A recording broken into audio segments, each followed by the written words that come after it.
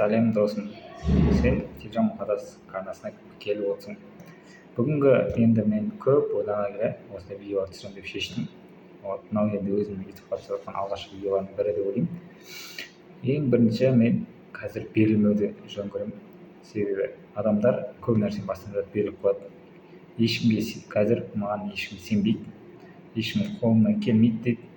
Бірақ мен берілмеуге бастапқы өзімнің күш қуатын жасауға көрейін дедім. Бірақ маған бұған ешкім ренжімейді. Ертең өзім ренжімеймін да жасамай кеттім андай деп.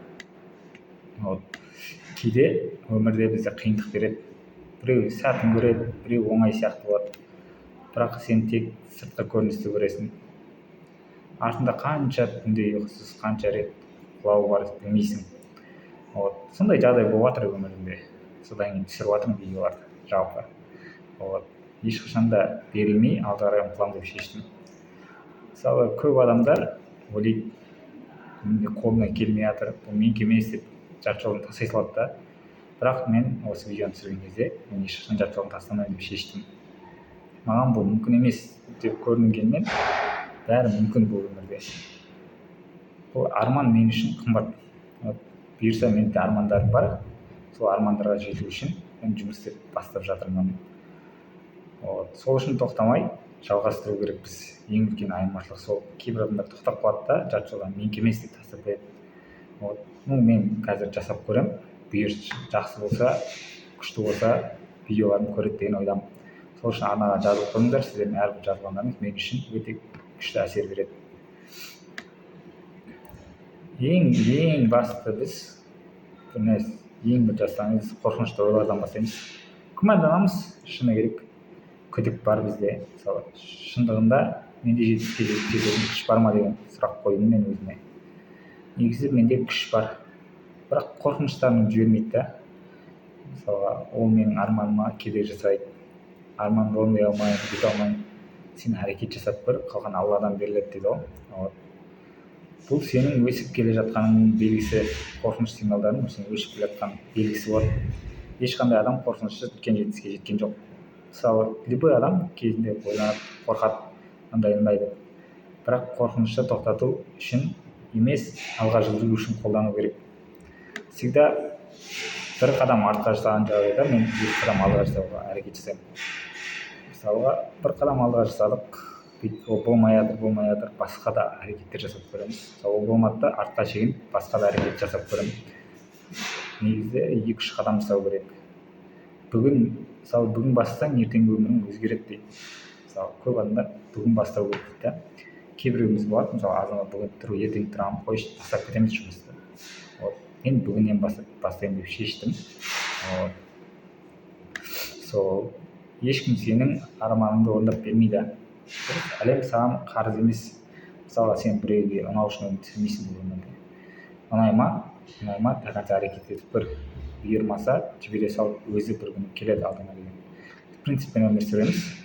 Мысалы, маған ешкім қарыз емес. Қалай айтсам болады? Мен мысалы көп жұмыс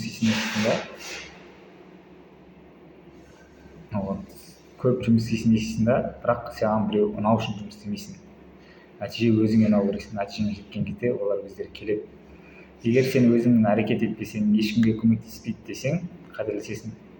Мысалға, сен бастамай жат, әрекет етпей жат, нәтижені шарттайсың да, ол үлкен қателік. Өмірде қателіктер болады. Бастамай жат, әрекет жасап деген. Мен бүгін кішкентай қадамдардың бірін бастайын жатырмын. Бұл видеоның негізгі тақырыбы берілме деп аталады. Жарты жолдан беріліп кетпеу үшін осындай видео түсіріп жатырмын. Бір күнде бәрі өзгермейді, бірақ бір жылда сен өзіңді танымай қаласың. Танымай қаласың дегенде, мен де өзімді танымай қаласың, бір жыл өтіп уақыт өтіп. Уақыт бәрін емдейді, сен жұмыс істейсің, әрекетін Алладан күтесің. Сенің артықшылығың, сен қазір мен тоқтамайсың, сен ешкім тоқтатпайды. Басқалар құлап берілсе де сен жалғастырасың. Мысалы, мен де құлап жатырмын қазір, бірақ мен сонда да тұрып жалғастырып жатырмын. Басқалар күмәнданса да өзім әрекет жасап жатырмын. Мысалы, кейбіреулер қойшы, сен енді дым шықпайды деуі мүмкін, сен қолыңнан келмейді деп ойлайды, кішкентай бала деп айтуы мүмкін. Сен өзің дамытпасаң, сен ешкім дамытпайды. мысалға менің ең сүйікті фразаларым бүгін тек сенің күнің деген фраза бар, маған ұнайды. Бүгін сенің күшіңді көрсететін күн.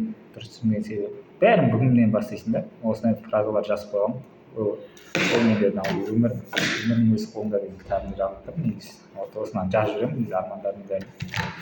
Бүгін сен арманға жасаған алғашқы қадамың дейді деп өзім жазып бүгін бастап жатырмын. Алғашқы қадам болғаннан кейін көреміз, бұйырса, если армандар орындалып жатса, нәтижесін сіздер де көресіздер деген үміттемін. Мен қазір мысалы қаншама қиындықтар болады, қорқыныштыққа қарама. Сен күштісің, сен арманға лайықсың дейсің. Сен бастысың, үшін бірдеңе өзгерту керек. Негізі қатты өзгерту керек болса, өміріңді өзгертесің.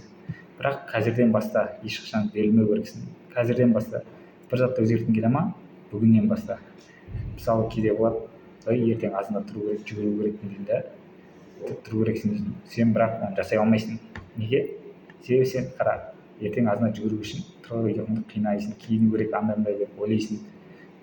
Ал сен күнде ұйықтайтын кезде соның бәрін дайындап қойсаң, азанда емін-еркін тұрып, киімге жүгіріп келесің. Сен ұйқыңды қимайсың деген сияқты сондай не да. Сен қара, бір зат жоспар құрдың да, оған әрекет жасау керек. Қаншама қадам жасау керек. Мысалы қарапайым жаңа айтқандай жүгіру, мысалға сен азында тұрып ерінесің, жуынып киінуге ерінесің да, киіміңді іздеп не істеп уақыт құртасың. Одан қойшы болды, уақыт өтіп кетті ғой, 1 сағат өтіп кетті, тастай саласың. Ал самом деле кешке жақын сен ұйқыңды кешке жақын жарты сағат 15 минут ерте бөліп, мысалы киімнің бәрін реттеп дайындап қойсаң, сен азында тұрып киім бәрі дайын тұрып киініп барып жүгіріп келесің. Сондай сияқты. Жалпы адамдарымыз біз беріліп қоямыз, көбінесе беріліп қоямыз. Қолымнан келмейді ғой, менің жасап жатқан әрекеттерім дұрыс емес. Мен мысалы басқаға ұнау керекпін деп жүреміз. Қателік жасаймыз, бірақ қателіктен қорықпау керек. Өмірде бәрі қателік жасайды. Мен де қателестім. Бір қыз жақсы көрдім, артынан жүгіріп жүрмін. Бірақ ол қыз маған қарамайды, себебі мен кішігірім қателік жасап қойдым да өмірде. Бірақ ол қыз маған қарау үшін мен берілмеуім керекпін деген мотивация қойғам. Сол үшін досым, сен де қазір берілмеу керексің. Сен де қолыңнан келеді. Сол үшін видеоны көріп, лайк басып, тіркеліп кетіңіздер. Тағы да басқа да видеолар шығады. Бұйырса деп ниеттен бастап жатырмын. Көреміз, қалай болады, просмотрға байланысты, неге байланысты видеолар жалғастыруыма ықпал етсе, күшті эмоция берсе, мен видео түсіріп жалғастырамын. Сау болыңыздар.